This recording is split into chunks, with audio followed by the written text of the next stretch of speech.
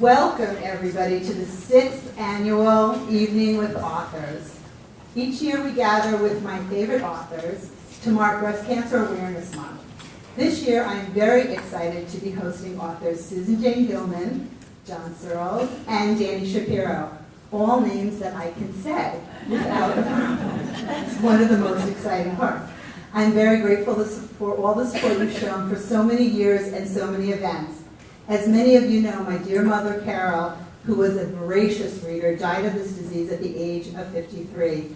So in honor of her memory, my sisters and I started the Love Carol Foundation, which supports breast cancer education and awareness initiatives. The recipient of the money raised tonight will go to the American Cancer Society's Making Strides Against Breast Cancer, and here to talk a little bit about it is Megan Anderson, who is the events specialist with the American Cancer Society.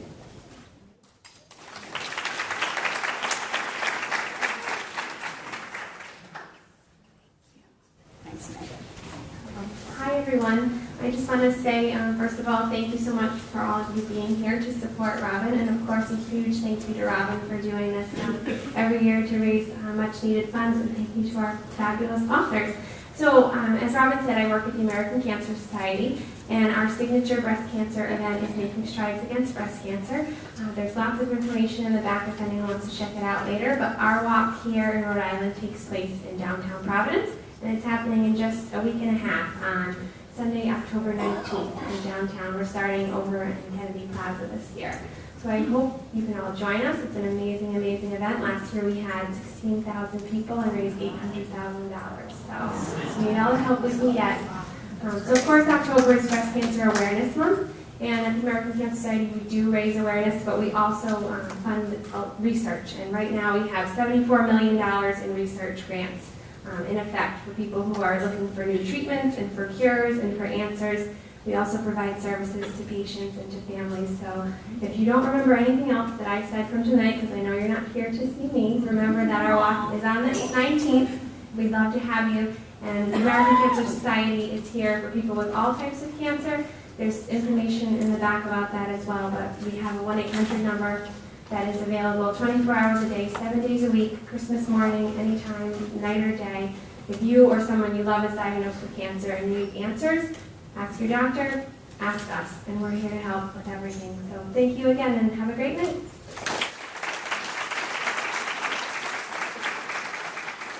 Thank you so much, Megan. This is like quite a tradition. You've been here for like all of them. 4 at least. 4. And this year with the baby. Where's the baby? Baby's here.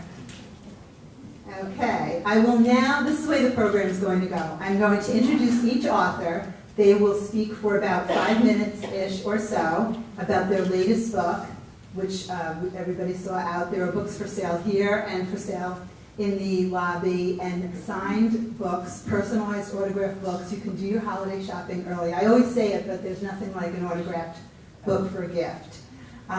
So they will do that, and then we will break into a conversation followed by a question and answer.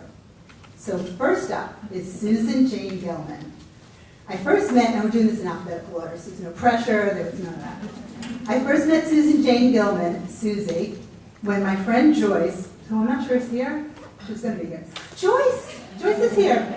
Joyce is in the intro. See how happy I am to have you here? Joyce told me I had to read this fabulous book, Hypocrite in a Poofy White Dress. So I did, and Joyce was totally right. It was quite the memoir.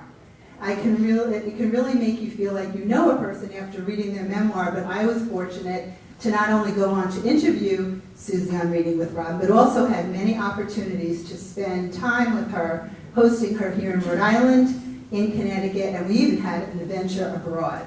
Not like Undress Me in the Temple of Heaven, if anybody's read that one. Susie has worked as a journalist and has written for the New York Times, the LA Times, the Daily Beast, and Us Magazine. Her first book, Kiss My Tiara, How to Rule the World as a Smart Mouth Goddess, is not to be missed, as well as her second memoir, Undress Me in the Temple of Heaven, which I know many of you have read. The Ice Cream Queen of Orchard Street, her first novel, came out this past June. Treat yourself, you'll love it. It's just like ice cream. Susie.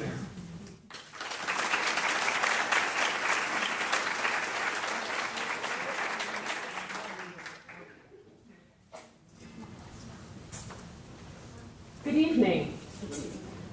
The Ice Cream Queen of Orchard Street. My first 3 books, the ones that put me on the map, are all nonfiction. I never planned to be a nonfiction writer. I always assumed I would write the great American or the mediocre American novel from the start, but I got sidetracked reacting to things in our culture, and those became my first 3 books. So finally, I started to work on a novel. I got the idea because, as Robin knows, I'm the founder of the Susan Jane Gilman Institute of Advanced Gelato Studies. And in addition to being obsessed with literature, I'm obsessed with ice cream. And one evening, as I was working on a different novel, I started talking about Carvel ice cream. And if people are nodding, it was a soft-serve ice cream chain here in the Northeast, and Tom Carvel, the owner, did his own TV commercials. And they were really homespun and hokey, and he had this gravelly voice, "Please buy my nice ice cream." And I was laughing about it with a friend, and I Googled him, and I found out his real name was Tom Carvalis. He was a Greek immigrant. He came here with nothing. And bit by bit, he built this empire of soft-serve ice cream chains. Then too, Häagen-Dazs, another one of my favorites. As you know, it's supposed to be this Danish luxury ice cream, created, of course, by 2 Russian Jewish immigrants in the Bronx. And as I read the story of the Mattises, they too, their parents had come over fleeing the pogroms, they had nothing, and they built this luxury brand. So here you have a rags to riches tale, classic Americana, and ice cream. But the problem was, as I did my research, both the Mattises and Tom Carvel were truly nice people. They made a wonderful product, a sweet product. They loved children, they loved charity, they all had foundations. As a novelist, this is completely uninteresting. You don't want to write about somebody nice who makes something nice and then gets rich. I had this impulse for a long time to write a really terrific, delicious female anti-hero. I feel like we haven't seen a lot of those in modern American literature, not really perhaps since Scarlett O'Hara. And I thought, what if we had somebody who was a cross, let's say, between her and Leona Helmsley? What if she was the head of an ice cream empire? What if Martha Stewart had to do a Sunday morning kiddie show? And so Lillian Dunkel first came into being. The Ice Cream Queen of Orchard Street starts with a little girl, Malka Trinovsky, who emigrates from Russia to the Lower East Side of Manhattan in 1913. As soon as she arrives, she is crippled and abandoned on the streets of Manhattan. And she's taken in by the man who accidentally cripples her. I'm not giving anything away. This is all on the first page. He's an Italian immigrant from Naples. The Neapolitan and Italian immigrants were the prophets of ice cream in America in the turn of the last century. And slowly, here she is, orphaned, crippled, Jewish female, and poor, complete outsider. Through just her own strength of character, her own chutzpah, her own bravado, becomes who President Eisenhower christens the Ice Cream Queen of America. This novel is her spectacular rise, but then fall, and it covers about 70 years of American history. And as I researched it, the book got bigger and bigger, because what I learned is that American history in the 20th century dovetails the history of ice cream itself very clearly. Prohibition was fabulous for the ice cream industry because all the taverns turned into ice cream parlors. What are you going to do with all of that? With all that stuff? World War II, the U.S. government became the largest ice cream producer in history because they started making ice cream for the troops, and they even had these 2 barges that didn't have engines on them, but they were equipped with ice cream machines that turned out 15,000 gallons a day. And they towed these across the Pacific and to a secret naval base and served ice cream to the troops in the Pacific Theater. So as I learned all this, I saw how Lillian Dunkel's life was tied to the fate not only of ice cream, but American history. And so I give you a book that has been edited down from 700 pages and named the Moby Dick of ice cream. A really delicious, fabulous light read at 500. So that, in a nutshell, is my new novel, my first novel. It's like my first child. I will autograph it for you. I will say whatever you want on it. But I think I will hand it over. That should give you an idea of the book. And thank you for listening.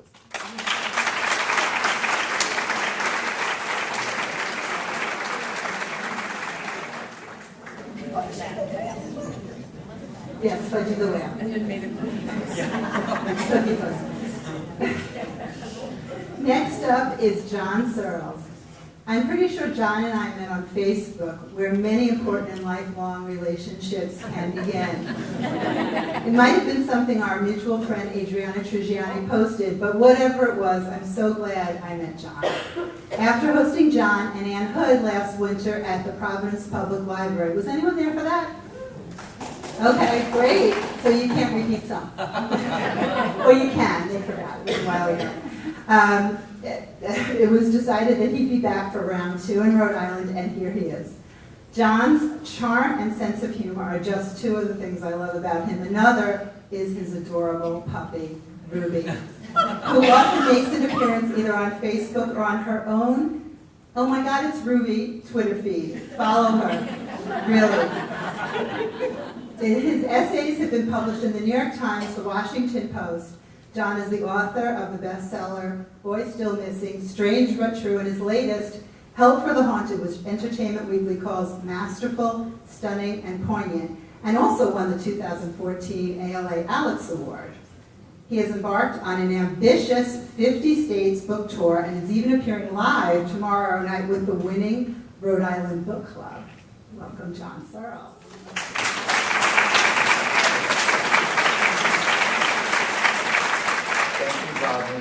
I'm glad we met you on Facebook. So what should I tell you? Well, I always wanted to be a writer, and when I was little, my dad was a cross-country truck driver, and my parents would send me in the summers trucking with my dad to, quote, make a man out of me. I don't think they got the results they wanted. Sorry. But my dad's trucking company, what was really funny is they didn't want him to have passengers because they were worried about lawsuits, so they tore out the passenger seat in his tractor trailer. So my parents were like, that's okay, and they took a chair like that one and just stuck it in there. So all summer I was like, like brain damage because of it. But I tell the story because on those trips I didn't really become a man in the way my parents wanted me to, but I very much became a reader because people always say to me, you should write a memoir about this trucking trip. I'm like, it would be a page long, like staring at a yellow line, listening to Waylon and Willie, and my dad used to listen to all the time. And anyway, but I used to take, my mom had a Sidney Sheldon, obsession. So I would take my mom's Sidney Sheldon mass market paperbacks on this trip, and I would be reading The Other Side of Midnight, not the intended demographic for a 12-year-old. A 12-year-old boy, no. And at night, do you all know what lot lizards are? The lot lizards are truck stop prostitutes, and at night they would bang on the doors of the truck. My dad would be asleep in the bunk, and I would sleep on what's called the dog house, which is the thing that covered the engine between the seats. And so I would look out, and these ladies would be like, yeah, you want some company up there? I'm like, oh, I'm 10. Second of all, I'm reading Sidney Sheldon. I'm like, Dad, there's some lady at the door? Anyway, I tell the story because after I read every Sidney Sheldon novel obsessively, I've read all of them. But I stopped, so maybe not his later ones. But I then started going to the truck stops with my dad, and he would buy me, the mass market paperback carousels were there, and he would buy me Stephen King books, because that was what was for sale. So I would read on those trips all of Stephen King. And then I would read John Irving when I got a little bit older. And so I always joke to people that Help for the Haunted is a weird combination of those influences. Stephen King's eeriness, John Irving's quirky characters, and Sidney Sheldon's plot twist. That's sort of a weird blend. But it's the story of 2 sisters, and one is kind of the do-gooder, the good girl, and one is sort of the rebel, the wild child. And their parents have this very unusual occupation in that they're sort of ghost hunters or demonologists. I don't know what exactly you call them, but they help haunted souls find peace. And before you think anything, it's not one of those no one sprouts fangs and starts flying around. It's very much, I think of it as a coming-of-age story and a family story, but it kind of, because of what their parents do, there's some moments that seem very creepy and possibly supernatural. And when I did my interview for the Today Show for the book, the host said to me, how did you come to write a novel from the point of view of a teenage girl? And I said, isn't it obvious? Deep down, I am a teenage girl. And I actually did say that. And my mother told me she turned off the TV at that part. And I'm not kidding.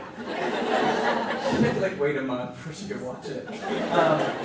But the real answer, I always say that as a joke, is that I have 2 younger sisters, and one sadly passed away when she, right after her high school prom, right before her high school graduation, very suddenly, very tragically. And for all those years that I wanted to be a writer, I didn't know how to make that happen, but because of her passing away, it kind of forced me to reevaluate my life, and I really pursued my dream of becoming a writer. And at that time, after she passed away, my youngest sister was the age of the main character in Help of the Haunted. She's a young girl, she's about 14 years old, and her parents in the opening chapter are lured to this church on the outside of town, and they go into the church one by one to see someone, and they don't come out alive that night. And that all happens in the first 8 pages. So I'm not giving anything away, but it's very much part murder mystery, part sort of paranormal story. But my editor kept saying to me, where are you getting this voice from? And I realized I was very much channeling my youngest sister from that time, because after my other sister died, I moved to New York to become a writer. My brother left home, my parents divorced, and I would go home on the weekends to wait tables, which is sort of weird to reverse commute from New York to wait tables. But I did it because it gave me a chance to spend time with my sister. And she impressed upon me such sort of inner strength and wisdom and fortitude that none of the adults in the situation, in the face of such tragedy, had. And so I realized I was very much channeling her voice during that time.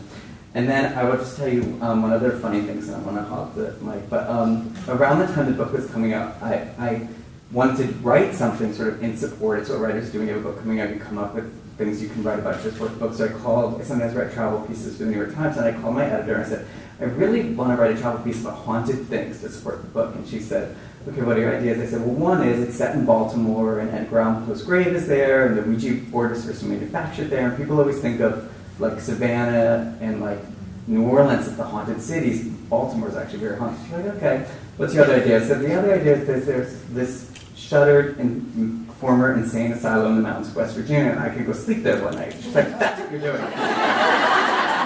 So I told my boyfriend Thomas, he was like, good luck finding some other sucker, because I'm not going with you. So I said, that's okay, I know just who I'm bringing. Oscar Gonzalez, my personal trainer and Zumba instructor from Costa Rica. Because he's better to protect you from a ghost than a personal trainer. And he was all excited. Sometimes like he's at, like we're working out and I'm doing push-ups. He's like, oh baby, I just saw a ghost go by. And so he's already in tune with the whole thing. So he was all into it. And then 2 days before he called me, he's like, baby, I have an emergency Zumba convention. I can't come. So I was like, I called all my friends. No, I'm like, want to come sleep in a mental institution? Oh, and where they put me to sleep was in the recovery room where patients went to recover from lobotomies. I'm not making this up. You can Google John Searle's Insane Asylum and just start looking up. So Tom, this is how much Tom is, who's been my partner for 18 years, this is how much he proved he cares about me, because finally I was like, I'll just go by myself, it's fine. He was like, no, I will go with you. But Thomas's dad was an altar boy at the Vatican, so he grew up in a very Catholic household. And he said, I have 2 stipulations. We have to bring a Bible and a cross. And I said, okay, that's fine. And so we looked all over our apartment and we couldn't find a Bible or a cross. So I was like, don't worry, I Googled. There's a Walmart 2 miles from the asylum. So then we went to the Walmart, and there were no Bibles. And I was like, well, there's a Jackie Collins novel. We can get that. There are rifles for sale. You can get a rifle. It's like he just kept like making the sign of cross. I'm like, you're like an old nun. There's a video with the story, too, that I posted that you'll see. And then the video is like, we're not staying here. We're not staying here. He said to me, we're going to go sleep at the Super 8 hotel up the highway. I said, you realize that could be scarier, right? So anyway, that's a little about me. The book is Help for the Haunted. I hope you'll all check it out. And I do love to hear from people on Facebook, and that's where I met Robin and so many lovely people. And so I'll give it back over to Robin. Thank you very much.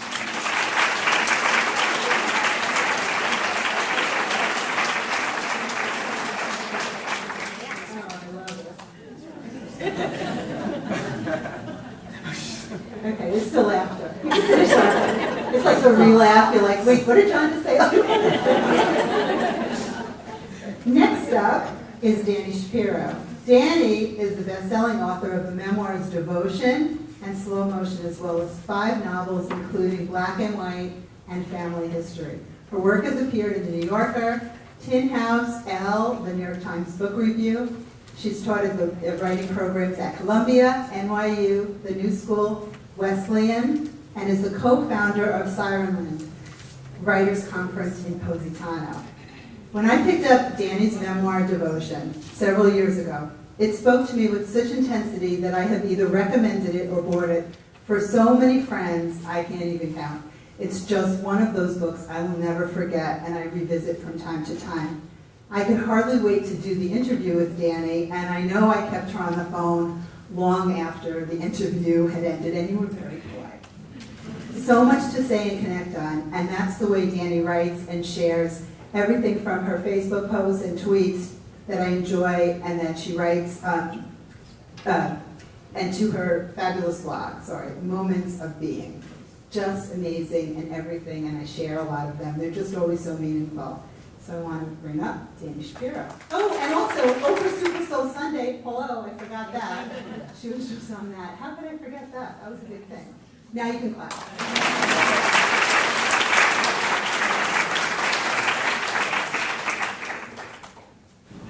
Robin, thank you. And wow, what a wonderful crowd. Robin is a force of nature. We all just give Robin a hand.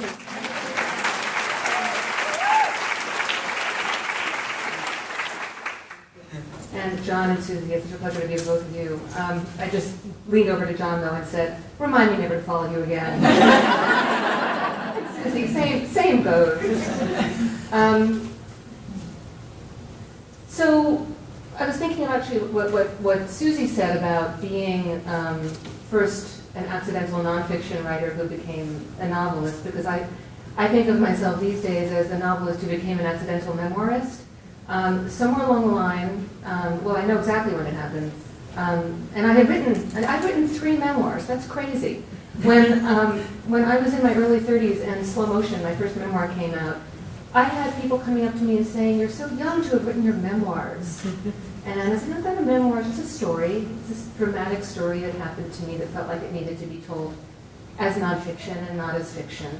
But if you had asked me then, I would have said to you, I'm done. This was the story I had to tell as a memoir, and I'll never write another memoir again. It's a very intense thing to bring out a book into the world that people are reading and assuming that they know everything about you, as people often tell me at dinner parties. They really will say, I feel like I know everything about you, and then they will tell me everything about them. And, well, anyway, another story. Very particular memoirist problem. But so then I wrote another 2 novels, and then I guess around 2009, I was in the middle of my yoga practice. I was standing there in tree pose, which I won't demonstrate for you right now because I'm wearing heels, but I was in the middle of tree pose, and I was waiting for my next book, not really literally at that moment, but generally waiting for my next book to materialize. And I assumed it would be a novel. And instead, the word devotion literally just flashed across my eyes. It was like it was in neon, and it was the word. And as soon as I saw the word, I knew what it meant, and I wasn't happy about it at all.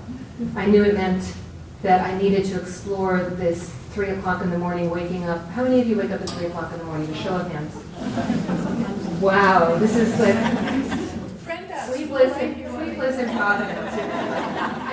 I love doing that because I feel like there should be a map of the world where it's mostly women. It can also be men, but it's mostly women, where it's like woman awake, woman awake, woman awake. Because it's this feeling in the middle of the night that you are so alone, and it's this existential dread, or at least that was what was happening to me. And at that moment, when I saw the word devotion, I thought, I have to write about this. And what this is a spiritual crisis, and I didn't know that I was having a spiritual crisis. I had really given up the whole notion of, I did yoga and I tried to meditate and I couldn't sit for longer than 30 seconds without many thoughts going through my mind, so I thought that meant that I was a bad meditator.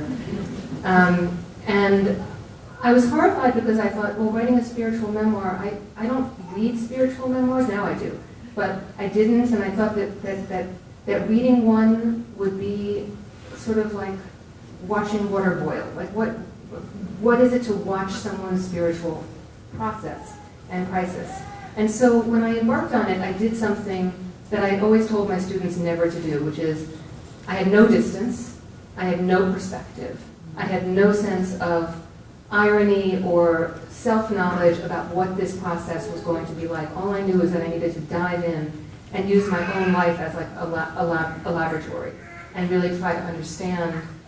Not so much, my editor, when she acquired the book, she called me up after she had acquired it, and she said, so are you going to be giving us answers? And I knew what she wanted me to say, and I didn't give her the answer she wanted. I said, no, I'm going to be living in the questions.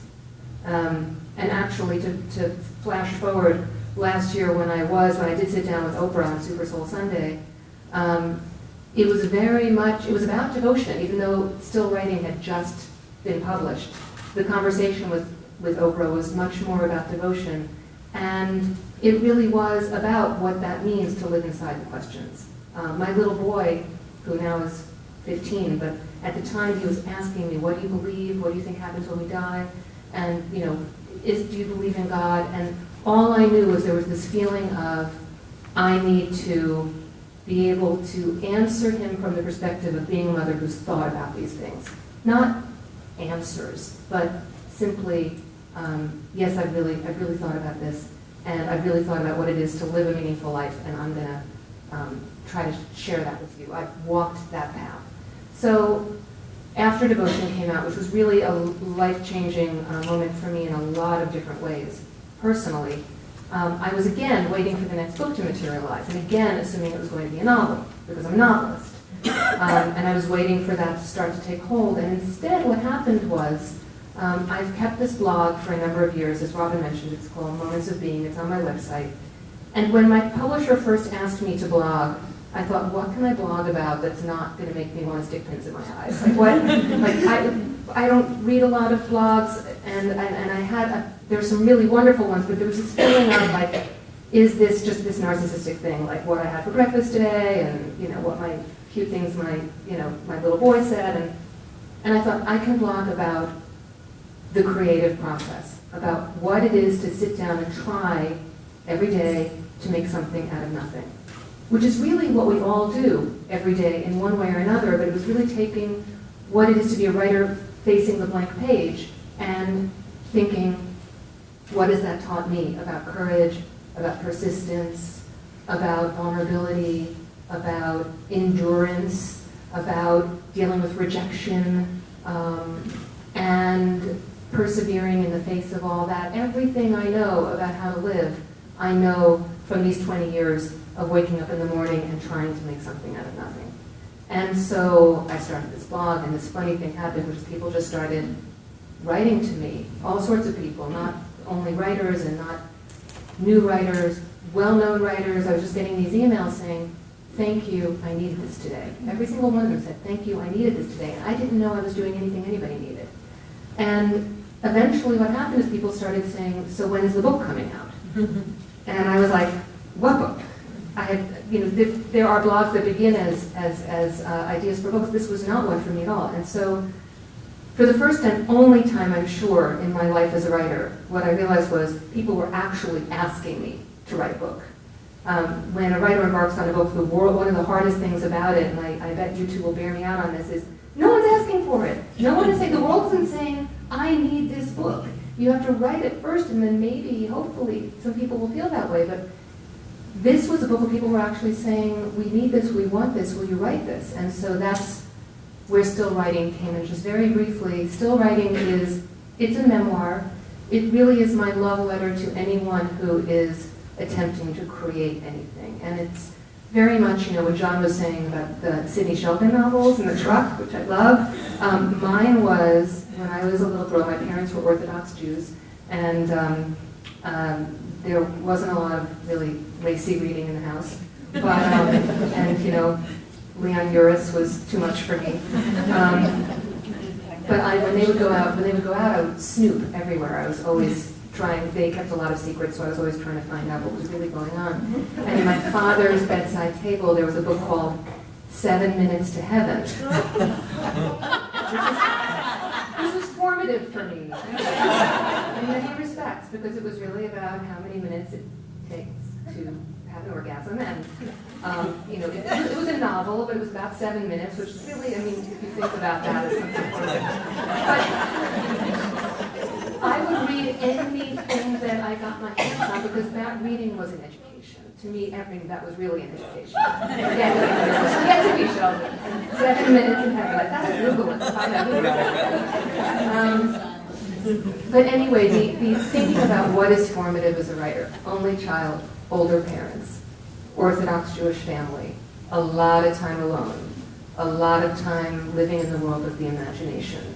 And then ultimately, as I grew up, a lot of sorrow and chaos and rebellion and dysfunction that I didn't know how to sort in my head unless I tried to make sense of it on the page, to try to take that chaos and make art out of it, to try to make art out of it. And so I think I'll leave you with that. That's what still writing is about, and been looking forward to this conversation.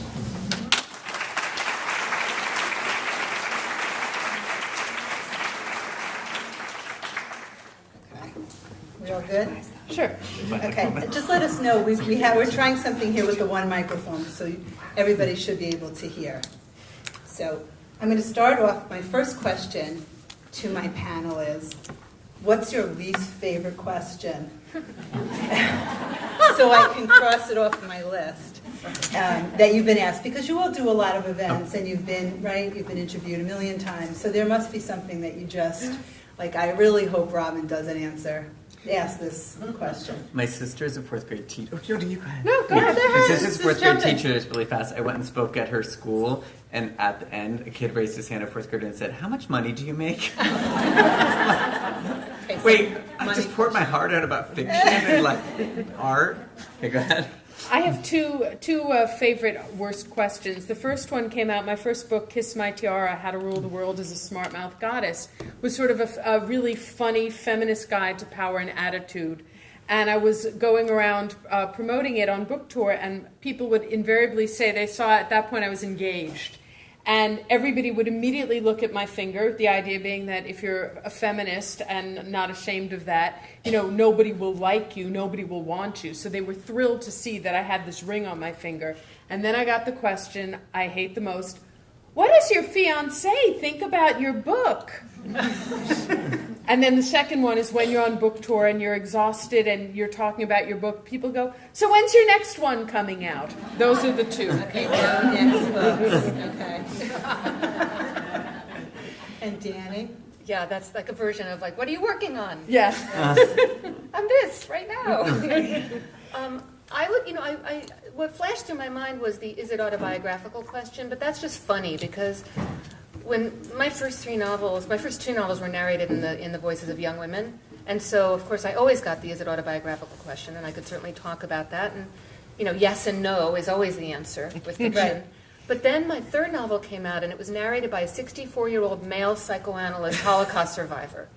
And at the first reading in New York for that book, during the Q&A, the first hand that went up was, "Is it autobiographical?" And I just thought, okay, so this is just a question that gets, yeah. It's one of those recycled questions. And I think that that's tricky, because I know a lot of people, and we've talked about this with books, and when we have book clubs, there's always this sense of what to read into it, because certainly a piece of you has to work its way right into it. So how do you sort of manage that? And, or it's a conglomeration of different people. And can everybody hear the three guests? No? When are you going to tell me?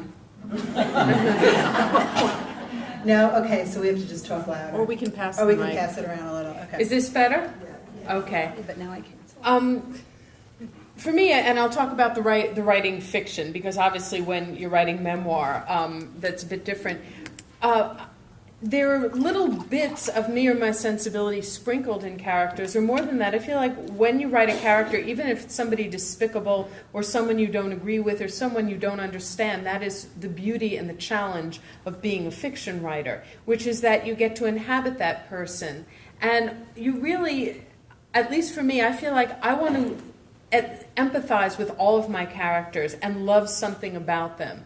Because if you read books where the writer does not like everybody, they become very very black and white and a little didactic. If you don't love a character who's doing something evil on some level and make them come alive, then it's just somebody with a mustache going, "You must pay the rent." And so I don't think that I necessarily take something autobiographical, but I invest my heart and my soul in each character and sort of turn it a number of degrees so that it's a fusion between the imagination and the heart. Are we going down with each question? Yeah, Or but want- you probably are fine in the middle, right? Can you all hear me? Yeah. Okay. My mom thinks she's the mother in every book, so like she's like, "Why'd you make me such a tramp in this book?" I'm like, "It's not you, Mom. I don't know." Does she go then, well, why not? Yeah, exactly. Or like this, my second book, Strange But True, the main character is his mom, and she's a librarian, and she has gained a lot of weight for various reasons. So my mother's like, "I'm not that heavy." I'm just like, "Mom, it's not you." It's not. I don't know. I just take little bits and pieces. Like in Help for the Haunted, there's this guy who has 7 fingers, and everyone calls him Seven. And I forgot that was based on something when I was a waiter for 12 long years. When I went to college and graduate school, the manager of the restaurant was having an affair with a married man, and he only had 7 fingers. And when he called the restaurant pre-cell phone, no one could say his name because it was secret. So they'd say, "Seven's on the phone." So I just used it, and I forgot. And then she called me. I was looking him up. I was like, "Oh, 7, huh?" And I was like, "Oh my God, I'm so sorry." She said, "Don't worry. I don't think that affair is over, and I don't think he's ever actually read a book." Can you all hear me if I don't? No, probably not. So having written both fiction and memoir, I actually feel like fiction is in many respects more revealing of a writer's inner life than memoir is, because the writer's not as in control of the galloping horse that is this novel. I think that theme, when we talk about like theme in literature, it's really just a fancy word for a writer's obsessions in one way or another. Like if you show me a writer's work over the course of a lifetime, I will pretty much tell you what made that writer tick, like what really were the driving forces. And so whenever I have a student who will say, I really want to write this as a memoir, but I'm going to write it as a novel because that feels safer to me, it's not safer, it's different. But when a writer is entering the realm of imagination, he or she is not as in control in a way as entering the realm of memory. I have to say, speaking to that, I wrote 2 memoirs, The Hypocrite in a Poofy White Dress and then Undress Me in the Temple of Heaven. Hypocrite in a Poofy White Dress is all sort of tales of growing up groovy and clueless, being raised by hippies in New York and chasing rock stars and following a Maharishi and then working for the United States Congress. And Undress Me in the Temple of Heaven was a specific time when I went to China when it had just opened up. It would be like backpacking through North Korea today.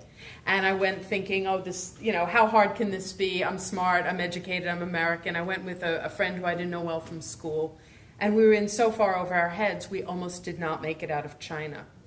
And we were very naive. We were amazed to find ourselves starving because the menus in China were written, amazingly, in Chinese, and they didn't have pictures, and there were almost no places to go. We were under government surveillance the whole time. We would have crowds following us around who had never seen us, big nose, round eyes. We got sick. I got physically very ill from the pollution, and my friends started to become mentally unhinged. And the deeper we got off the beaten path, the worse trouble we got into. And we behaved badly. We were callow, we were scared, we were expedient, and really bad things happened to us. And when I wrote the book, I decided to do it as nonfiction, really in response to a number of popular books that had come out, which I won't name, Eat, Pray, Love, You're Under the Tuscan Sun, You're in Provence, because these were books where the writers sort of saw the rest of the world as there for their own enrichment. To get over divorce, they went and ate pasta or they refinished a villa. And I thought that travel is about surrender. It's not about conquering. And I really wanted to write about how humbling it is and opening up to the world. So I wrote it as nonfiction. And I also, when I write these memoirs, I don't make myself look better. I don't lie. I even have a line, I think in Undress Me in the Temple of Heaven is like, what do I know? I'm just some asshole from New York. And writing that is very true because I was there confronted with my stupidity in the face of the military police in China. And people will come up to me, they think they know me, and I've been cornered at a husband's work function by a drunk colleague who said, well, I've read your book, so I know you pretty well, so I can tell you about this affair I'm having. People will pour out their hearts. And yet, even though ostensibly I've bared my soul and my stupidity and my vulnerability writing this novel, I feel far more vulnerable putting it out there. There's not a single character like me. It is a figment of my imagination. And yet the judgments, I will not read any of the reviews. There's a picture in Time magazine, I'll look at that. That is it. I can't bear it. It's putting forth something that is so much more a part of me than just sort of sharing my own story. Which was a great segue to my next question about reviews and all of this, that goes on Goodreads. Does anybody post on Goodreads? Okay. Post really nice things about these guys. But, so do you read reviews? What do they mean to you? And what about, everybody's sort of a critic, that sort of thing? I have a really favorite one. When I was writing Hopeful Haunted, it took a really long time for me, and the thing that slows me down most as a writer is I have no self-confidence, and I start thinking it sucks, and it's the worst thing ever, and I can't do it. And so my agent thought she would be really nice, so she collected all these good things online people had said about me, except that she emailed it to me, but at the end she pasted in something really bad someone had said. And it was about Strange But True, and it said, there is nothing, if I could award this book, I've memorized it. If I could award this book -5 stars, I would. There's nothing strange or true about it. It said, I don't know who this self-important little twit thinks he is. She goes, that's why I don't read books like this, and I just stay at home with my cats. Okay, good. I don't know, I just read them. I guess I like the good ones, I don't like the bad ones. I don't obsessively read them, but if I see them, I see them. I don't know. I just try to let it not affect me too much.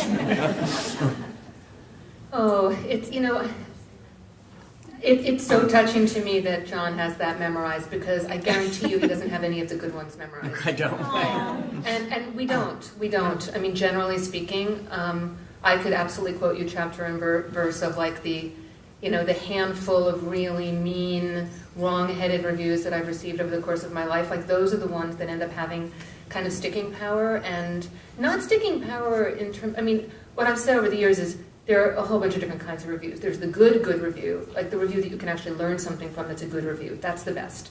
Then there's like the bad good review in the sense of that it's a good review, but you might not even agree with it, right? It's just good, and it'll sell books, and great. Then there's the good bad review, a negative review, in which you actually really learn something, and you think, wow, that's something I really need to take in. And then there's the bad review, which is the worst, which is just a really negative review that just is wrong-headed and mean, really vicious. Yeah. But I think that there's the reviews that are the critical reviews, but then there also is just this incredible amount of other stuff now that writers are people who thrive in solitude to a large degree, who are like moonflowers who need to just bloom in like the dark of their studies, and then we have so much going. I mean, one of the wonderful things is that we connect way more with readers than we ever have been able to before, but it also means that there's a lot of anonymous feedback, anonymous comment. You can suddenly be on Twitter and just be, 3 out of 5 stars to Family History by Dani Shapiro, and be like, 3? Why? Or meh. Right. 5 years of my life. Meh. Right. And this is the kind of thing that writers didn't contend with 10 years ago, and I think it's still a question about like how to grapple with it. I'm curious how you all do that. I started grappling by just sticking my head in the sand. When Kiss My Tiara came out, I was on Amazon every day watching the rankings and reading everything. And then with Hypocrite and Poofy White Dress, it's a memoir. That's about me and my life. And I remember somebody wrote, her life isn't interesting, her family is boring. And that was it. I stopped. It is. And although I know so, the rational part of me says, people get mean, people get jealous, you can't please everybody, nobody's going to love everything. Just that sort of quivering soul in you just dies. And I thought, I can't do this. I can't add to the voices in my own head, because when I write, I'm like you. Sometimes I'm like, oh my God, this is brilliant. I'm a literary genius. I'm going to revolutionize literature. And then I go back and read it the next morning, and it's invariably garbage. It's horrible. And then I think, who was I kidding? I have no more talent. That one book I wrote was a fluke. The second book I wrote, people were on crack when they bought it. I'll never write anything else. And you go back and forth, or I read a great book, and it just floors me, and I think, oh my God, I'll never be able to write that. So I don't need other voices. I don't need Twitter. I don't need 3 stars on Goodread, or a guy who I worked with who's disgruntled wrote just a vicious personal attack for like 5 pages on Amazon. And a friend of mine dug around and found that it was his email. So it's so hard to produce anyway that I just... That said, if I ever were to get like a glowing review, I'd probably frame it. When you do write, are you able to write anywhere? Do you have a special writing place, and like maybe any sort of superstitions and things you sort of set up to inspire, or music that you play? What's sort of like that writing space like for you? In still writing, I write about... there was a moment where my office stopped working for me. I've had like offices, can you hear me?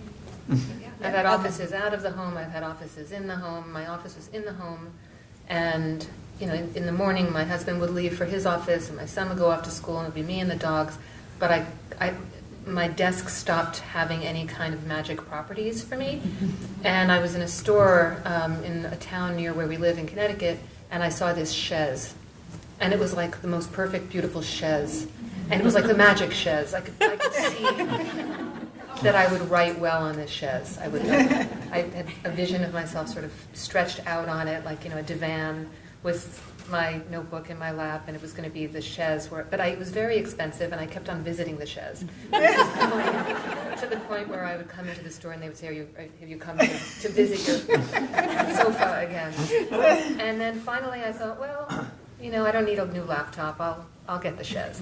So I bought the chaise home, and in fact, I wrote the entire book, Still Writing, on that chaise, to the point where the first few book jackets for Still Writing, the art director actually tried to make it, that had to have a chaise be on the cover, but it really looked like somebody was in psychoanalysis. It looked like there was just no way to make it not look like it was the therapist's couch. But the interesting thing for me is that it changes from book to book. The chaise has kind of lost its magic properties for me. And the room has become a little bit, like the family life and the camp forms and the business stuff and all of that just start to encroach, and then it starts to need to be something else. And I think to be alive to what we need and to be willing to like redefine it and figure out, well, now this will work. Maybe I'll go work in a cafe, or maybe I need to try a different room in my house, or just whatever it is. But I know I need a lot of quiet. I need just dead silence. And other people need. My husband blares music. You'd have to peel me off the ceiling. I couldn't do that. So, but it changes. It changes from book to book, from project to project. I don't really. That was such a beautiful answer. I don't know. On airplanes. I won't. I don't really have this. I'll add one thing to that, because I'm really curious what both of you feel about this, because being a writer in 2014 has become, it involves much more travel.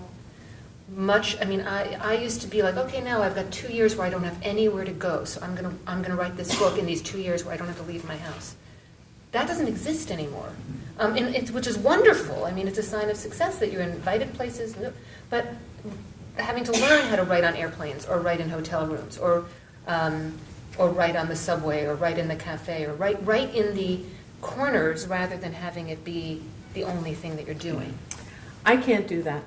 I need a sensory deprivation tank to work in. I cannot, and if I'm like on a book tour, I don't go back. I can't even read. I can't even read other people's books. I can barely even read a magazine.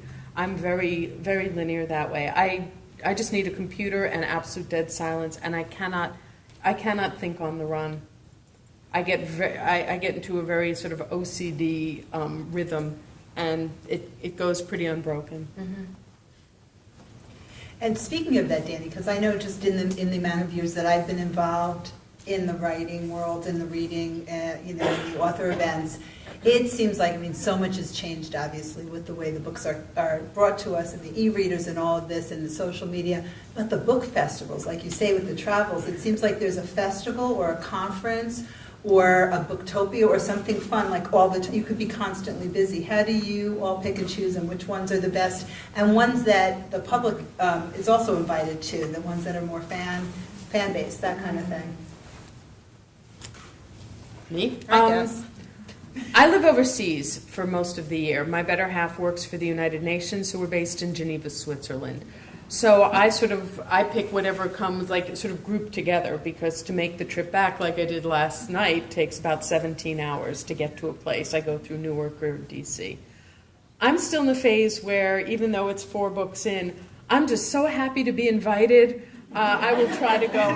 But I was like that as a kid. It's like, well, if Hitler's child had a birthday party, I would go. I'd be like, so. It's true, I do know. Yeah, for me, looking out at an audience and seeing all these people who I know are readers and are actually really interested in what writers have to say about our lives and about our books, that's not the culture that we live in particularly, and so it's such a treat to connect in that way. And the question of how often, and that's really complicated. I'm experiencing growing pains now, 8 books into this, because I totally relate to what you're saying, and it's always such a wonderful thing to be invited. But if one went to everything, then one would never write another book again, because it's impossible to really dig in and write a book totally in the the space in between public appearances. I want to say, and I think I can speak for the 3 of us, there's an incredible amount of gratitude for when you get a chance like this to see and meet readers. Because what people forget is, at least for me, writing takes place alone.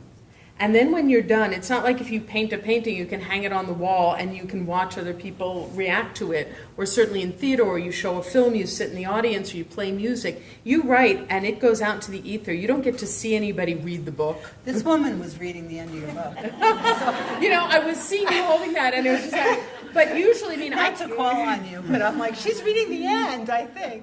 No. But I can't even stand over my husband while he reads the pages. It's just an act of faith.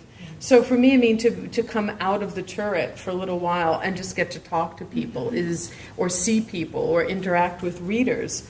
But when I'm writing, I say no to going even to friends' weddings, big things in life. You just have to sit out. The discipline involved is kind of brutal. I just was told this beautiful metaphor about what it takes for a writer to be in the place where the work is actually really flowing and happening. And this writer described diving into the ocean, and that every day that you're working as a writer, you're diving deeper. And then a day that you're not working, you don't stay where you were, you start going up a little bit. You start going back up to the surface. And then every day that you work, you're going down, down, down. And then there's enough of a chain or a stretch of days that you actually hit this jet stream, or this place where there really is true flow, and where you're inside of it, and not much is going to be able to get to you. It's so hard to get to that once you're there, you don't really want to leave it. No. Because what Susan was saying is, I describe it in Still Writing as going in and out of the cave. Like, going out of the cave is kind of fun, it's very bright, it's like wonderful people, delicious food, everybody's, the world is kind of out here and it's fantastic. So it's not that hard to come out of the cave, but it's really hard to go back in. Yeah. I call it going out of the asylum. It's really hard to go back in. What's one of the books, an idea you had for a book, like one of your best ideas for a book that you won't write or that hasn't been written? And you can't take each other's ideas. This is like... I'll let you guys go ahead and answer it. It's too hard This is to going to be explain. one of those, this is the worst question they ever asked. Yeah, can we go back to that? We can skip it. No, I was just thinking if there was an idea that sort of flipped through your head and you thought, or that you thought it was too close to a story or a friend's story or somebody's story that you just couldn't use it. You couldn't disguise it well enough to use it. I think anything that would get under my skin to that degree, I would write. You know, so that you know that would have that kind of you know, that sort of obsessive, like, you know, really, if good ideas are few and far between, and I don't actually even think of them as ideas. It's more like well, the way I began to think of it a few years ago was because I was thinking, what makes a book come together? Like, what's that thing? It's like almost like an explosion. And what I realized was, it was when, this was actually when I was talking on the Jewish book circuit a lot, so I used this word, which hopefully most of you will know, but it's when my own personal mishigas, We know which means mishigas, craziness, yes. you know, stuff, you know, when my own personal mishigas meets up with a big idea. Like some aspect of something that's actually true to my inner life meets up with something that seems like it might have something to say about the world or the time that we live in or something like that. But you can have one part and not the other. Just the mishigas doesn't make a good book. Just the big idea doesn't make a good book. Yes. But then if you have all that, then you want to write it. Yeah. Yeah. Did you ever have an experience after the books came out where you thought, because I don't know, does everybody read acknowledgments? Maybe that's what you were doing. But does everybody read the acknowledgments in the books? I mean, I do, and I know a lot of people. Did you ever finish a book, have it turned in, it came out, and you thought, I forgot somebody? Did that ever happen? I forgot to think. So I've spelled people's names wrong. Like my best friend's name. Was it a hard name?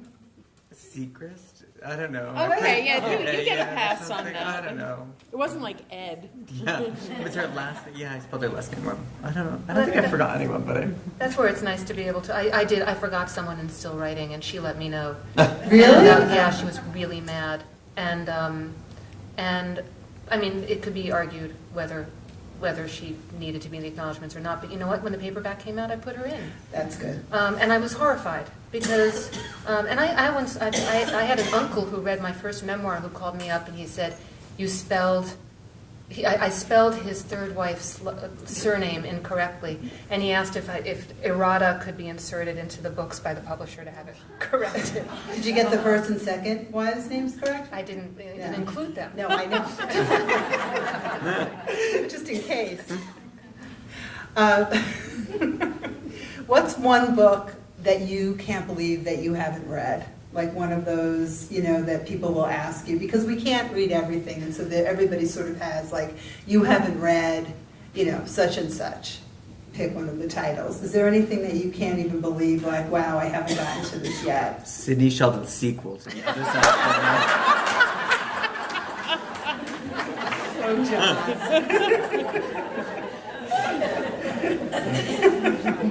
the For me, there are because I put myself through college, put myself through graduate school. I was always waiting tables or working some crazy job, or there was so much reading I didn't do, and I feel like I have so many black holes in my knowledge of like classic stuff. And then for years, I went to work at Cosmopolitan magazine where I was a book editor, but I would read like sort of a lot of very commercial, fun women's fiction, which I loved, but it wasn't like I was reading the classics there. So there are just a million classics that I haven't read. I don't know, you can name it. I probably haven't really read it. Okay.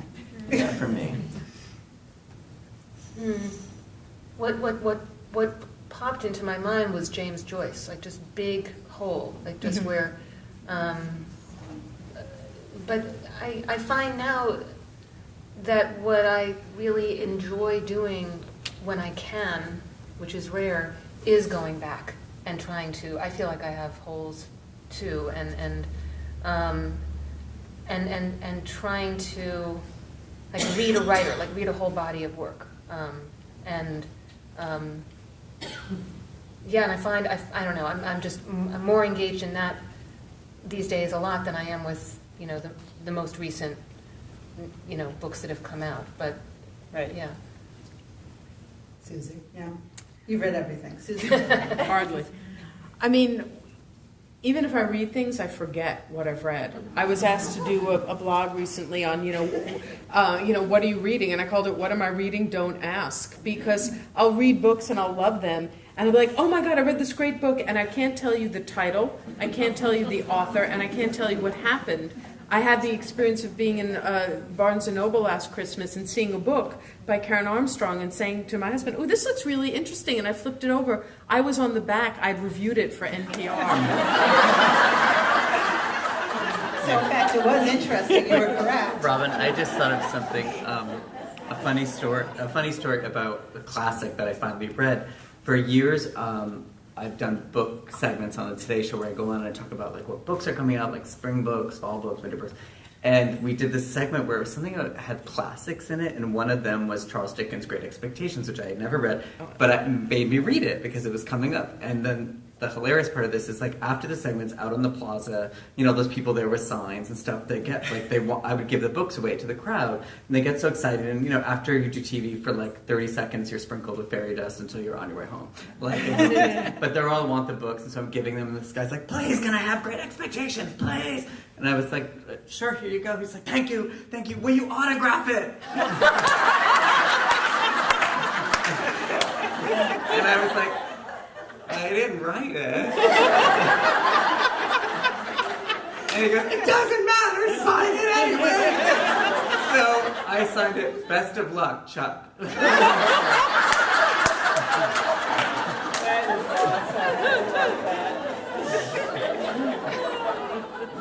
That is fabulous.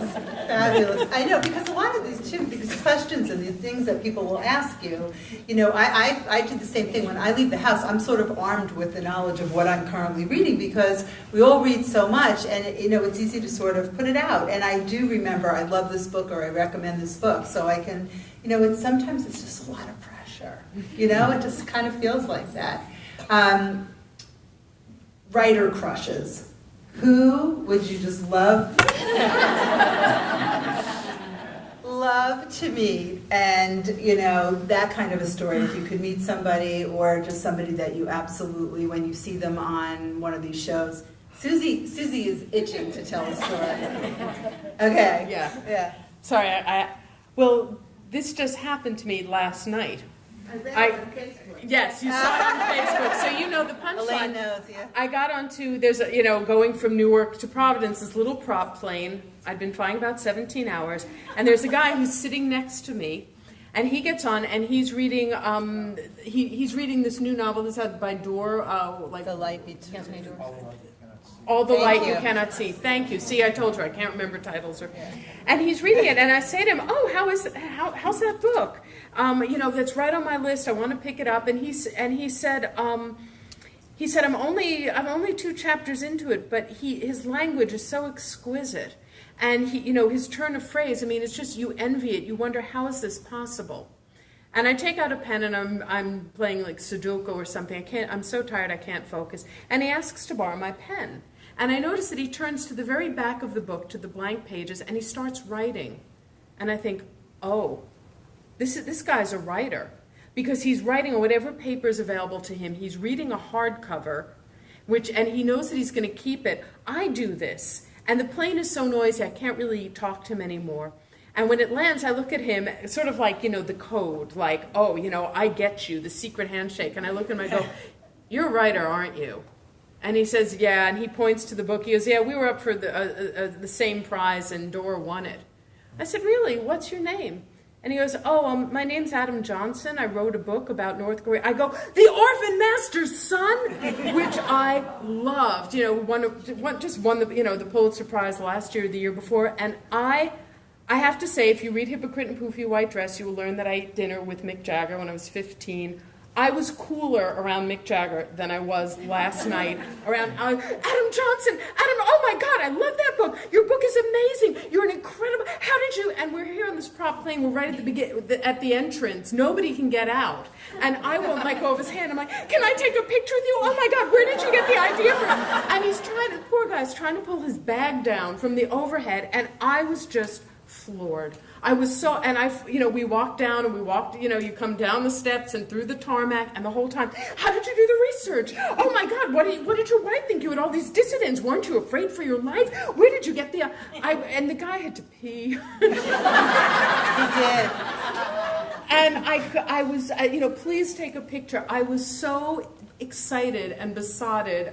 And then, I woke up at 3 a.m. with the existential crisis plus jet lag, and I thought, I made a fool of myself in front of Adam Johnson. He thinks I'm weird. He thinks I'm a stalker. I blew it, and I was up all night. And it's true because I went to pick Susie up, so I'm at the airport waiting, and I'm watching for her, and I guess for the 1 second I dip my head down, I look up, and she's with this tall guy, I don't know him, and they're talking, and she introduces him and says, and I didn't know his name. Luckily, I knew the title, so I was able to, I'm sure, seem very cool, like I knew who he was, and he was lovely. And speaking at Johnson Wales today, we invited him tonight, but he was flying back to California. So it was a really cool story, which made me think of it, and I'm sure you two must have equally fabulous stories about it. But a crush, like somebody that you just want to meet, or you just admire so much, and writer crush, or whatever. I can tell you that the one writer. I mean, I've met a lot of my crushes, and that's. She met me tonight. The one who I am completely tongue-tied when I have met him is Philip Roth. I just can't. I can't. My husband and I were having dinner in Connecticut at a restaurant, and. I was sitting with my back against the banquette, and I looked across the aisle, and I saw that Philip Roth was having dinner, and then I saw that Philip Roth was having dinner with a friend of ours. And I didn't say a word to my husband about it because I just didn't want to go like, don't turn around. But I felt I had to, so I got up, I pretended I needed to go to the ladies' room. I went to the ladies' room and I came back, I was like, Ben, hi! Danny, do you know Philip? Hello. But I just, I think that the female equivalent of that, who I have not met, but I think I would feel that way about, is Joan Didion. Yes. And, of just such masters, and also both of them people who wouldn't make it easy, who wouldn't be like, super warm and fuzzy with the, give themselves up really easily. Not Bit of so a much. challenge, yeah. Wow. Well, I guess this goes way back, but you have to get blurbs for your book. And when I was so naive in the beginning, and HarperCollins was like, well, who are you going to get? And I was like, Frank McCourt had just won the Pulitzer Prize. I'll get him. I didn't know him or anything. And I was like, Wally Lamb, who I kind of knew. And so I sent Frank McCourt a letter. And he wrote, or his assistant wrote me back and said, thank you very much, but Mr. McCourt is very busy. He just won the Pulitzer Prize. And then it was like one of those weird miracles. I was in my office I was down the hall in the conference room at Cosmo. I worked at Cosmopolitan, where I worked on big, important things like we did an excerpt once of this steamy read, and the couple had a romp in the bathroom and on the staircase, and I called it Bed Bath and Beyond Her House. So there I am working on the big things. And my assistant came down and said, Mr. McCourt's on the phone for you. And I had thought that was over because the assistant wrote me a letter, so I went running down and I picked up the phone and I said, where are you? And he said, I'm in a hotel room in Oregon, and I was leaving to go on my trip, and I just was grabbing stuff off my desk, and I grabbed it. It was like a bound page proof thing that I sent him. And I actually read it on the plane, and while I was here yesterday, I think it's really good. Is it too late to offer you some words of support for the back? And I was like, well, if it is, I will make sure. Effing sure it's not too late. So it was like, but I don't have a laptop. Can I just read you? I've written a quote. Can I read it to you? I mean, this is like this doesn't happen to me. Like, I'm the kid in the truck. Like, I was like, this is happening to all of me. So, like, he reads through the first sentence, and I go, thank you very much, Mr. McCourt, goodbye, because I'm not done yet. So then I say, he reads the second sentence, and I say, thank you very much, Mr. McCourt, goodbye. He goes, stop trying to hang up on me. And then he read me, like, this long thing, and at the end, he was like, are you there, John? And I was, like, crying. So I was like, yes, I'm here. Like, compose yourself. And then I got to meet him subsequently, like, months later. Sadly, he's since passed away, but he was such a sweetheart and a great guy. So I guess that would be a crush. I don't know. Well, as a follow-up to this Frank McCourt story, Susie, you are always someplace where Frank McCourt comes up in conversation. Are you really? Oh, wait till you hear I didn't this know one. that. Here's a really good Frank McCourt story. When I was in high school, I had an English teacher. He was your teacher? Okay, sorry. And he was one of these teachers who was so cool, you didn't really know why he was a teacher. And I wanted to be a writer. And he championed me, and he said, send this to the Village Voice. And I did. And they published me when I was 16. It was the first time I published professionally. And they paid me $200, which is more money than I earned for a piece of writing until I was 30. And I always thought, and we stayed friends, and he wrote to me about how I should go and never let them steal my voice, and write when I went to Brown, write when you go to Providence, let your pen rip across the page, and he championed me. He'd sent my work to poetry contests, and without me knowing it, and I won them. And I always thought that one day when I write my first novel, I'll dedicate it to my teacher, so, that he could share in a little bit of the person he made, because, of course, he was just a teacher. And we stayed friends throughout my life. And he actually, and when I published in the New York Times, I would send it to him, and he was as proud as any parent.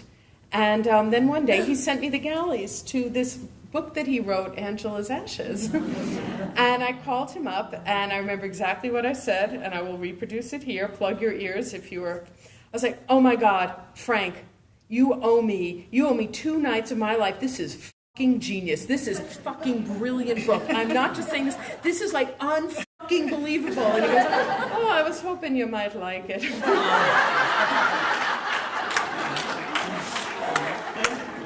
And when my second book, When Hypocrite in a Poofy White Dress, made it to the bestseller list of the New York Times, he was the first phone call I made. And I cried into his answering machine, and he called me back. And I got all of us who had him as a teacher, and there were hundreds of us. We all got to watch like the best third act in anybody's life, and we got to watch just the world, like all the riches of the world rain down on this incredible, beautiful man, just like champagne. And he died 5 years ago, and I was with him right before.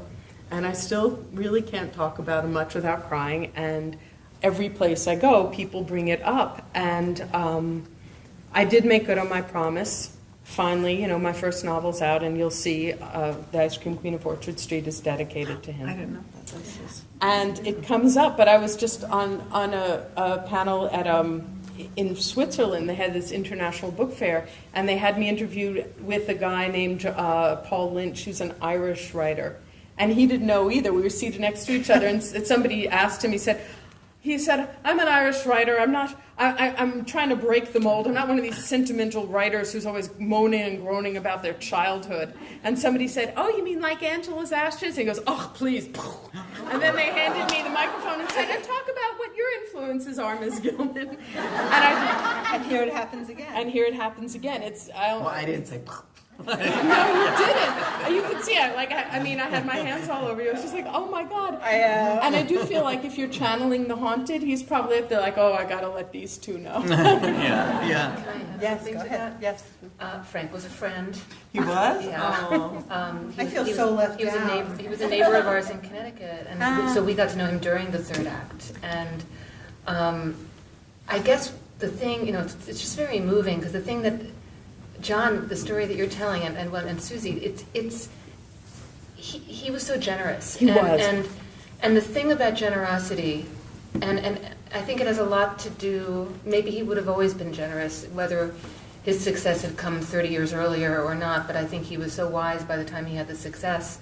I actually write about him in Still Writing. There's a moment where I think I do.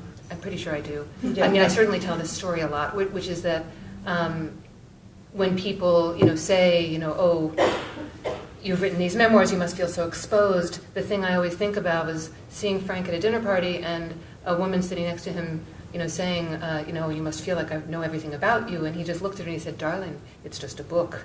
And I just thought, like he could say that in that like adorable Irish accent. If I said it, I would just seem like a total, nasty. But the thing about generosity, and it's hard and it's complicated because I have friends who have policies. I will not blurb a book, and I understand why they do. But when you have a moment like that, like you had on the phone with him, or when my third novel was in galleys, Tim O'Brien, who wrote Another crush. Who wrote The Things They Carried and Going After Cacciato, and he had won the National Book Award, and he was this, just a giant. I somehow got his address through a friend of a friend of a friend, and I sent him a manuscript. I mean, just big pages in an envelope, unbound manuscript. Didn't know him, he didn't know me. Mutual friend was like just the thinnest thread between us. And a few weeks later, and I'll never forget where I was. I was in the lobby of the building I lived in on the Upper West Side, and I came in and I got my mail, and there was this envelope from Tim O'Brien. And I stood there in the lobby and I ripped it open, and it began, Dear Danny Shapiro, it is 3:00 in the morning, and I've just finished your beautiful book, and I'm writing to offer these words. And it was like, I just started weeping because it was the encouragement and the sense of just being given like a hand reaching out from another writer of that stature to really a very unknown young writer. And I want to be that person. I never want to not be that person. Yeah. And the thing about Frank was that he was that person until the very end. That he would just say, I'm going to take that. I'm going to take that with me. I'm not going to pick up this other book that I already know that I'm going to like, and I'm going to read it. There's like he was the opposite of what's the word, like cynical or jaundiced, or he was hopeful and open. Always hopeful and optimistic, and to maintain that over the course of a lifetime is just a model. How special this became just such, who's read Angela's Ashes, I'm sure. Right. He was in Rhode Island years ago. Was anybody there? Providence Public Library? It was many, many years ago. I remember being there. I'm going to ask one final question, and then we'll open it up to question and answer. If everyone's going to play. Is everyone going to play question and answer? This is like a question. Okay. That doesn't mean every single person. No, it doesn't mean. Is enough of the group going to play along? I'd just like to know one thing about each of you that you think the audience would sort of be surprised to hear. Ooh. I was the Beech Nut Baby in the Beech Nut Baby food commercials.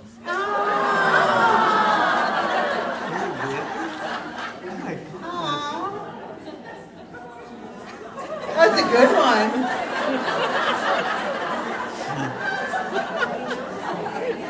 I love that.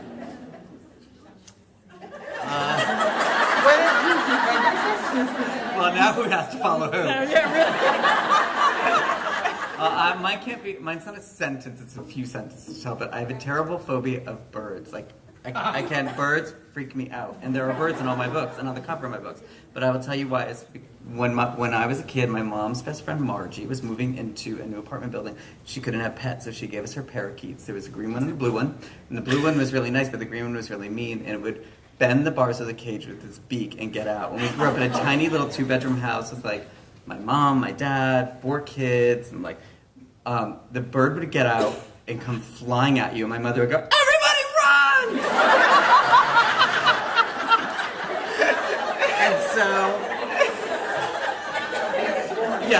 And so my dad was often on the road, and my brother was often off with his friends. So if they were around, they would catch the bird.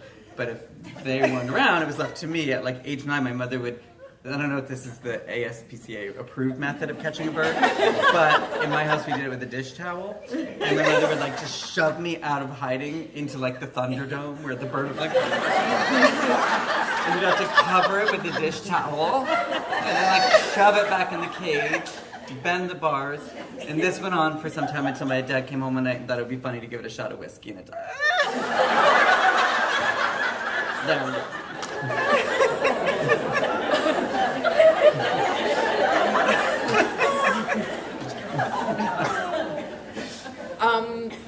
I was not the beach nut baby, and I'm not afraid of birds. All right, yeah.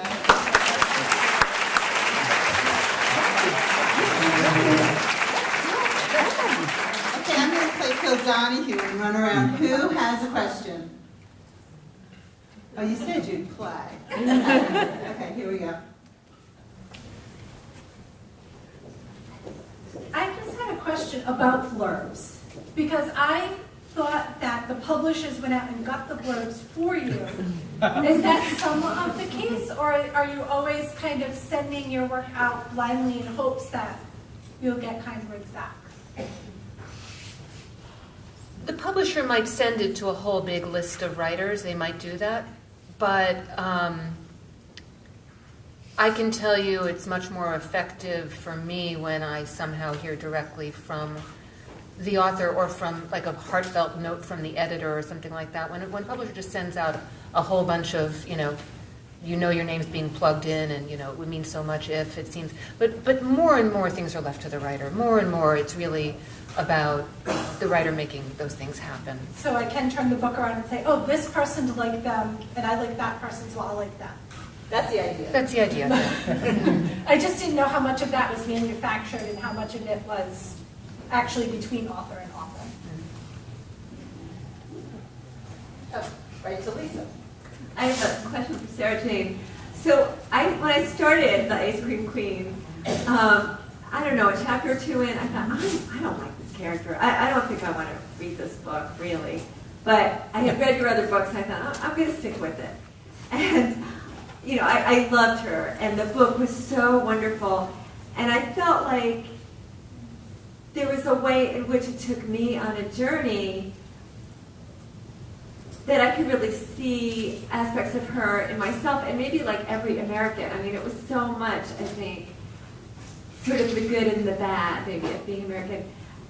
When you started this book, did you see it as that epic? And was that your intention? Like, I want people to explore this with me?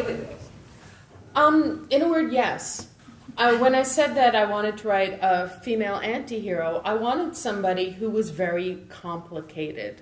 I had done a book event in Pennsylvania where they accidentally scheduled me with another writer named Kate Jacobs, who does like a whole series of books on knitting club, like Tuesday Night Knitting Club.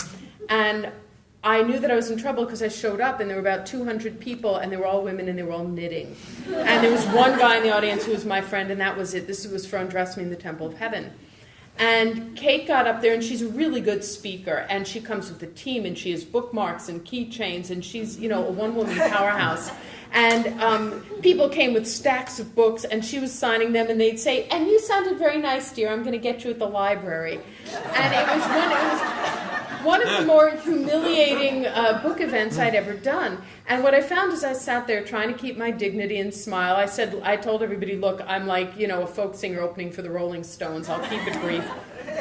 Kate got up and she talked about, how we women are so supportive of each other, and it's really important to write about how good we are, and, women supporting women and being loving. And I was sitting there and I was just like, oh, God damn it. What about, I want a woman who's really nasty bitch, because that's sort of how I was, the worst of me was feeling.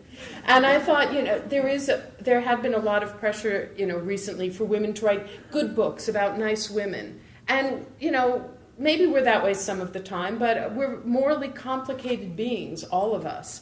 And what really interests me as a writer is that duality, the fact that you could love your children more than anything, but also sometimes you just want to strangle them. And we live with, that's sort of, to me, the essence of love and being alive, is that complication between knowing the right thing and then doing the opposite, not being able to help yourself. And I felt very strongly that I wanted to write a female hero who was morally compromised, who was not always likable, who sometimes really pissed you off, and yet how do you stick with her? And the idea of an ice cream lady who would rather drink than eat ice cream and who hates kids is funny. But I did not want to write a book that was one punchline. How do you make her compelling? How do how does somebody become a Leona Helmsley or Martha Stewart? And what is it that twists their personality to get like that? And then I look back to The Immigrant Story. So I was aware that when I sat down, that I wanted to deal with an unlikable, a person who's really kind of, horrible, but yet you root for them anyway, and what would that look like? And in doing that, I had to tell her story, and it grew and became more and more epic. And because she was in the ice cream industry, and I saw how that was tied into American history, so that her fates are tied with Prohibition and the Depression, World War II, and the polio scare in the 50s. They thought polio was created by ice cream, and so all of that tied together. And then it got bigger and bigger. I mean, when I first wrote the book, it was 700 pages. It was like the Moby Dick of ice cream. I said, well, let's just call it the Moby Dick of ice cream. And my editor said, no, cut all the ice cream history and chemistry.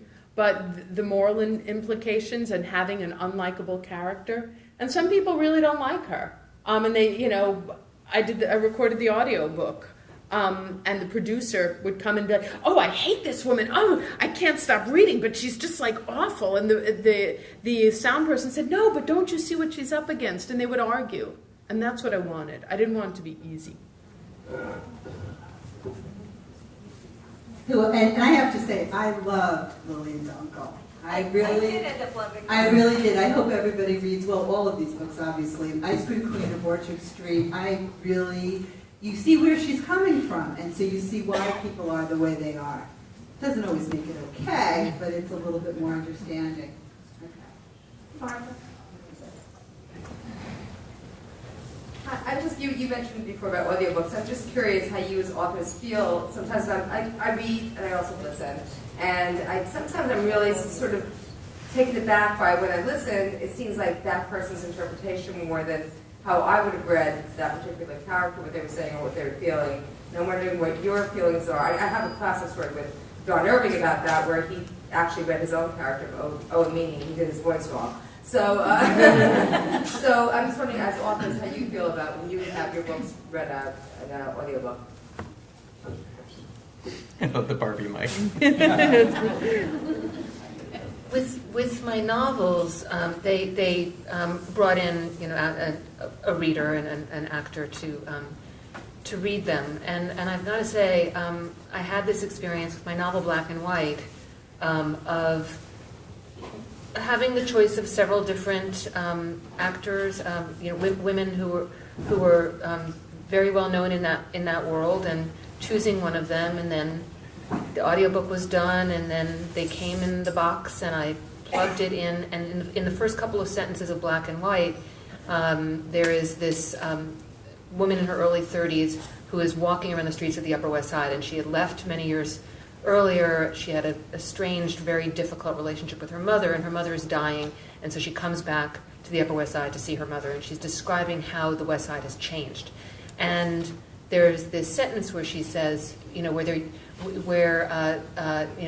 it's filled with nail salons and real estate brokers' offices and restaurants with one-syllable French names, and now the one-syllable French names were West, O-U-E-S-T, and X, A-I-X. And she said with tremendous gusto, she recited, like West and Aye. Oh! And I mean, it was the first paragraph, and I stopped, and I never listened to that audiobook because the feeling was of being like, she just like, it was so wrong.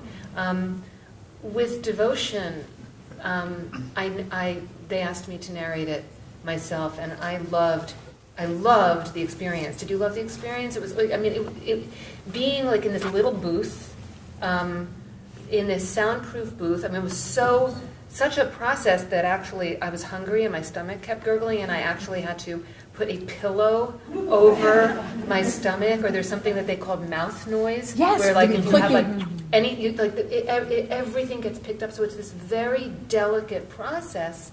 But now that I've done it, I would only want to do it again myself, including for fiction. I fully agree. somebody actually, they had an actor do Hypocrite in a Poofy White Dress. I have never listened to it. To have somebody reading first person as me is just too weird. Then they had me do Undress Me in the Temple of Heaven, which is abridged. Be careful, because sometimes the audiobook will not reflect the whole of the actual book. And I just recorded The Ice Cream Queen of Orchard Street. And it picks up I love it because it's a sensory deprivation tank. If I could live in that recording studio, I would. But it picks up everything, and it's really hard work. It's one of the hardest things I did. But, and I had to have a coach who helped me with the pronunciation. I was amazed at how many words I use and write every day and mispronounce. This question is for John. My daughter's name is Sylvie, and in Help of the Haunted, I just want to know if Sylvie is from someone in your past, if it was a significant name to you. The restaurant manager was also having a lesbian affair with no. I'm only kidding.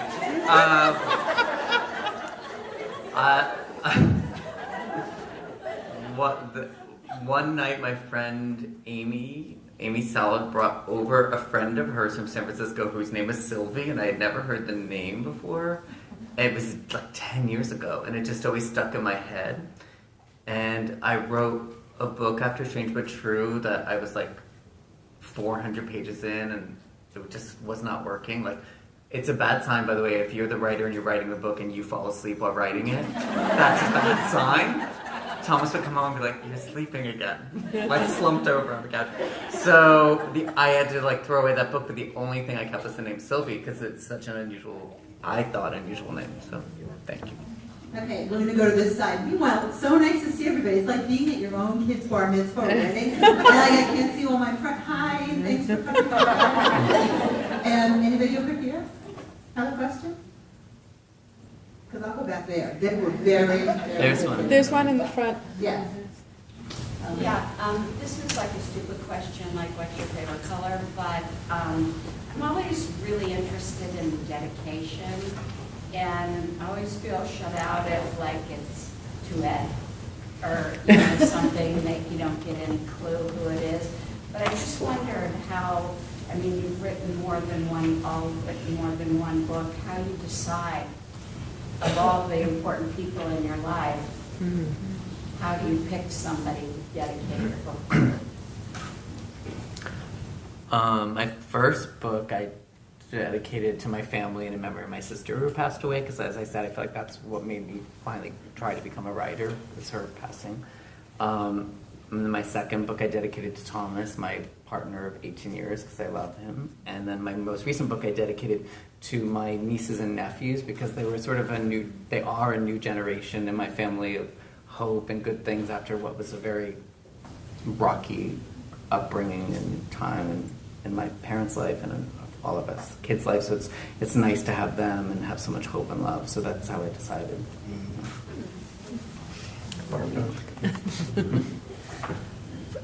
For me, the dedication, and it's a great question, actually. Yeah, it's not stupid. The dedication kind of emerges from the book itself in some way. When I was writing my memoir, Slow Motion, it became very clear to me that I had lost a lot of people in my family, and so it was in memory of, and then there was just a list of people, of my grandparents and my father and aunts and uncles, and then to my mother, who was still living but who had survived the car accident that killed my father, and there was something in that dedication. It was almost as if I wrote the book so that I could make that dedication in some way. And then other books are for my husband and for my son. And then still writing, I dedicated it to my teacher, Grace Paley, who was a great American short story writer and who had been an influence on me and a mentor. I dedicated my second novel also to teachers of mine, to two mentors of mine. But it really emerged very much out of the writing, where there would be a certain moment of just thinking, not even all that consciously, but just thinking, oh, this is for a particular person. But I understand what you mean too about it being like not knowing who that is necessarily. I think I've tended to have it be clear in some way.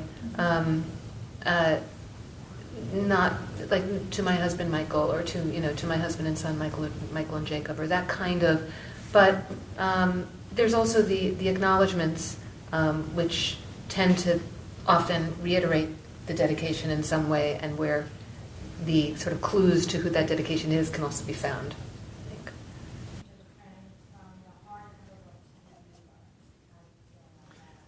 I'm sorry for The question is, from hardcover to the ebooks. The bottom line is, all I really care about is that people read, and read what we write. And it's also nice if you buy the book, whether it's an ebook or a hardcover, and not on eBay. I know I've done signings where people have come up when you give out the advanced reader copies, and one guy even said to me, "Oh, sign this so I can sell it on eBay." So I signed it. I said, "You better not sell this on eBay, mother."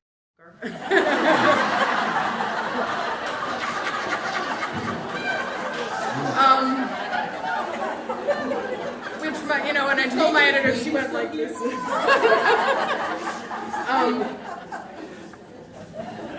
The one thing that would be hard for me is if, it took you like 5 years to write one of your books. It took me 4 years with Ice Cream Queen. I don't know how long it takes you, but we've put our lives into this. And the idea that we would do that and then you would have nothing tangible to ever hold in your hands is beyond depressing. And I actually don't know if I could sit and pour my heart and soul in something and not even have a tangible object at the end of it.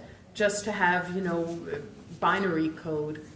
And so at the end of the day, I've got to root for the paper.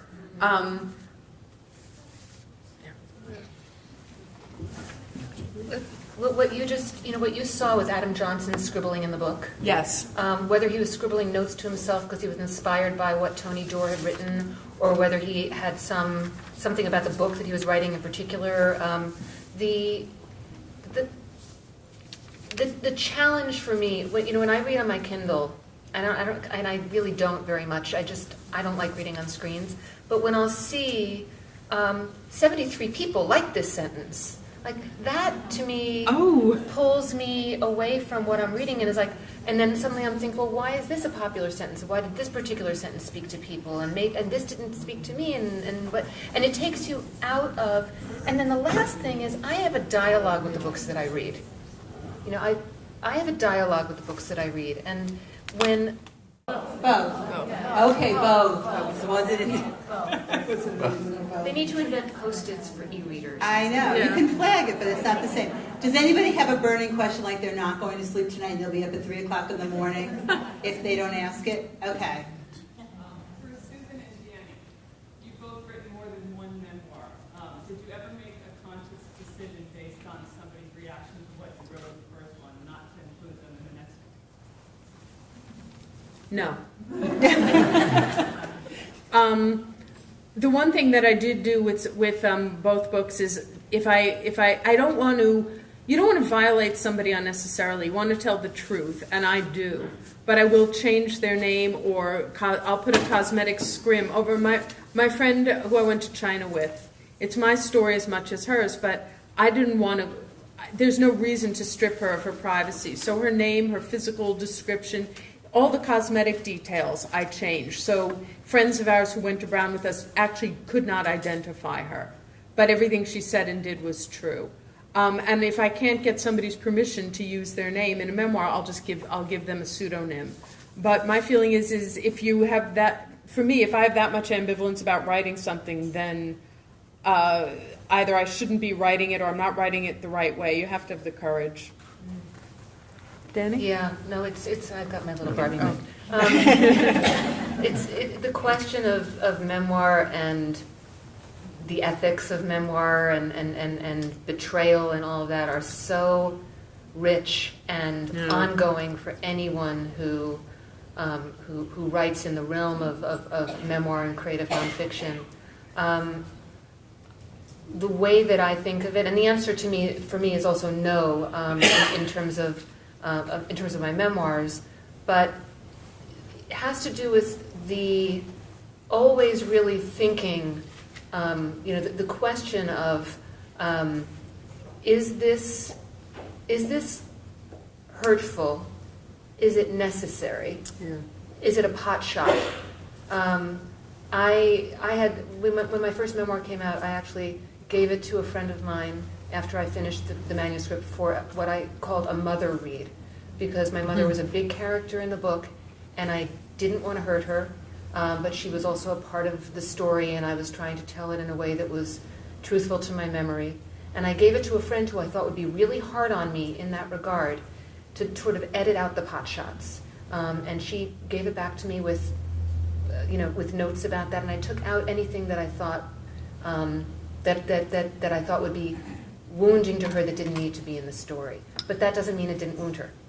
And the last thing that I'll say about that is that for anyone here who's thinking about writing a memoir but is waiting for someone to die before they do, if anyone is, I won't ask for a show of hands, it did not for me actually let me off the hook in any way. I actually felt after some of the people that I write about in my family were no longer here, I actually felt a greater and more awesome sense of responsibility, because I felt like I was getting to have the last word.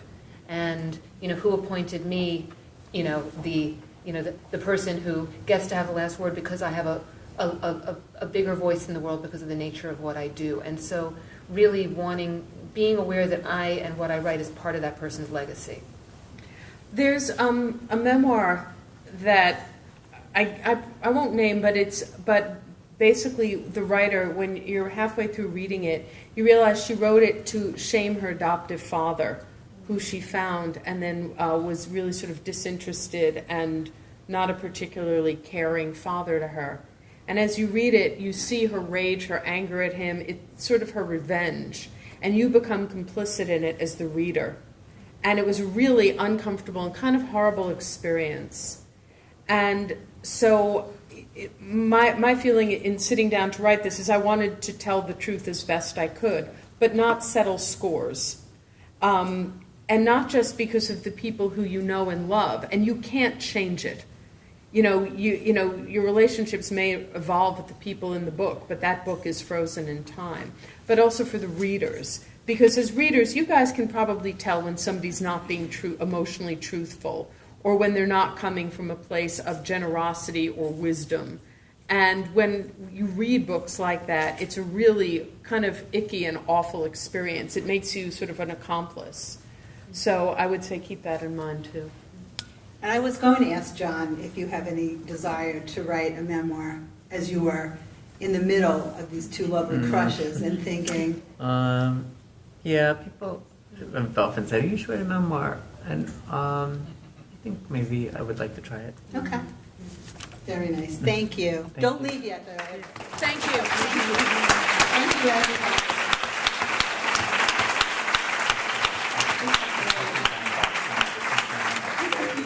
Words. Thank you so much. First, I want to recognize Michael Marin, Danny Shapiro's husband, is here.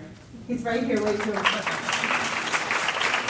His film, A Short History of Decay, everybody should put that on their movie list. It is fabulous. I tweeted and posted a lot on Facebook about it, but I asked if I would embarrass him. He said I wouldn't embarrass him. But it's called A Short History of Decay. It is just fabulous, and you can get it on iTunes, Amazon, Netflix.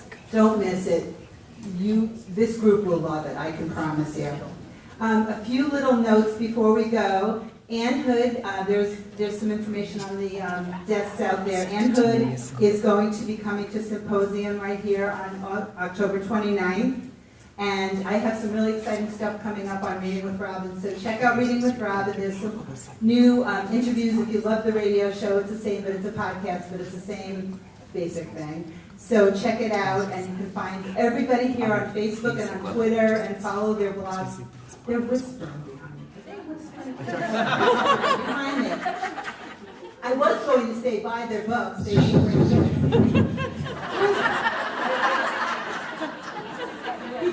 was a ghost. It was a ghost. Where is it? Frank McCord is watching us.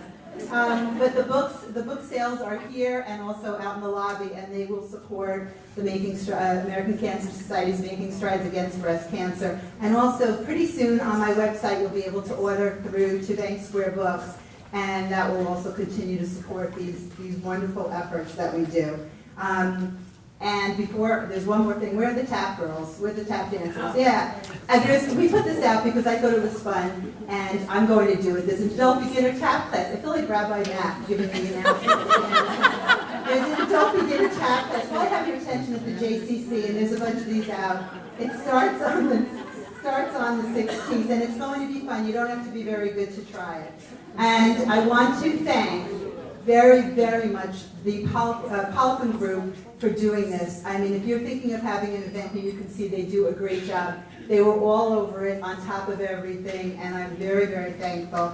Thanks, yes, Thanks Square Books. And this Rhode Island, they are going to be in Westerly, so new store in Rhode Island, very exciting. Thank you very much to Marie at Chocolate Delicacy. Linda, Loretta, Lori, and Leah for all of your help. Gary from Primetime Productions, Nick the photographer, Danny, Sue, and John. And there's snacks for these books to buy, and they will be autographing books, and you can tell them all their stories. Sounds like they want to hear all your stories, so you can tell them all your stories. And thank you very much. There's a lot of more fun stuff coming up. And Robin, thank you to you. And to Robin!